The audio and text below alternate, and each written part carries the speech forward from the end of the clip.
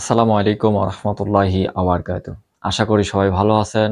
আল্লাহর রহমতে আমিও ভালো আছি। আলহামদুলিল্লাহি রাব্বিল আলামিন। সকল প্রশংসা একমাত্র মহান আল্লাহ তাআলার জন্য, যিনি আমাকে আপনাকে সবাইকে সৃষ্টি করেছেন। দ্রুত সালাম পেশ করি আমাদের প্রিয় নবী হযরত মুহাম্মদ সাল্লাল্লাহু আলাইহি ওয়াসাল্লাম। আল্লাহুম্মা সাল্লি আলাইহি, আল্লাহুম্মা বারিক আলাইহি। তো ভাই, দেখেন, পৃথিবীতে যা কিছু আছে আল্লাহ তাআলা আমাকে, আপনাকে সৃষ্টি করেছেন এবং আমাদের জন্য নিয়ামত দিয়েছেন ভোগ করার জন্য। সবই আল্লাহ তাআলার নিয়ামত। কিন্তু আমরা কি শুকরিয়া আদায় করি? একবারও কি আপনি ভাবছেন যে এত কিছু খাচ্ছি, আল্লাহর অক্সিজেন নিচ্ছি, আল্লাহর দয়ায় বেঁচে আছি। এই যে এত ফল, আম, লিচু, কাঁঠাল, কলা, যা কিছু আছে ফল ফলাদি আমরা খাচ্ছি। আমরাও কি আল্লাহ তাআলার শুকরিয়া আদায় করছি? এই শুকরিয়া আদায় করে শেষ করা যাবে না। তো আলহামদুলিল্লাহ, তো আমাদের বেশি, বেশি আলহামদুলিল্লাহ বলতে হবে এবং তার দিকে ফিরে আসতে হবে, আল্লাহর দিকে ফিরে আসতে হবে। নামাজ কালাম পড়তে হবে।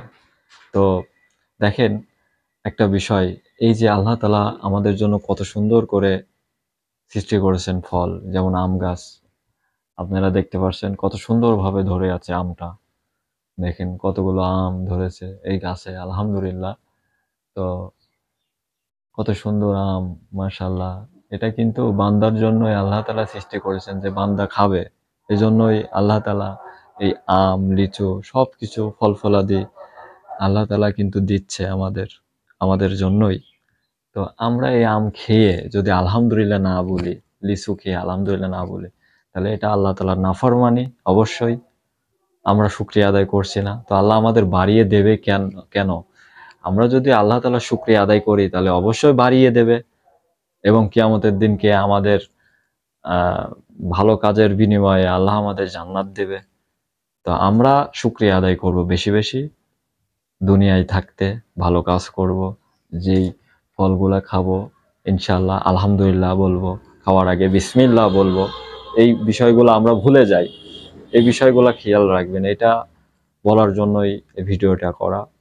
তো আলহামদুলিল্লাহ, তো আমরা যাই খাচ্ছি সব সময় আল্লাহ তাআলার শুকরিয়া আদায় করব। খাওয়ার আগে বিসমিল্লাহ, খাওয়ার পরে আলহামদুলিল্লাহ, এগুলা বলবো। ঠিক আছে? আল্লাহর নিয়ামত বেশি বেশি, তাতে আমাদেরকে আল্লাহর নিয়ামত দিবে এবং আমাদের সবাইকে যেন সেই বিচারের দিন কেউ কারো কোনো উপকারে আসবে না। সে বিচারের দিন যেন আল্লাহ আমাদেরকে সবাইকে জান্নাত দান করে। আলহামদুলিল্লাহ। তো আল্লাহ আপনাদের সবাইকে ভালো রাখুক, সুস্থ রাখুক।